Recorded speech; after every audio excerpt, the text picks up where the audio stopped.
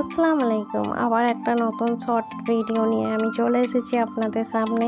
তো এখন আমি আবার আজকে বেরিয়ে পড়েছি। রোজা রেখেছিলাম, বাট এত গরম আর এত রোদ, প্রচুর কষ্ট হয়েছিল আমার সেদিন বেরিয়ে।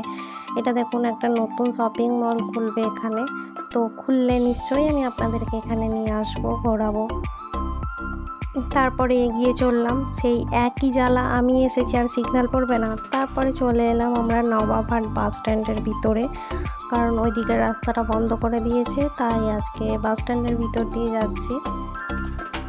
এখানেও কিছু শপিং করার ছিল, প্রচুর শাড়ির কালেকশন ছিল এই দোকানটায়। আমার তো খুবই পছন্দ হয়েছে শাড়িগুলো।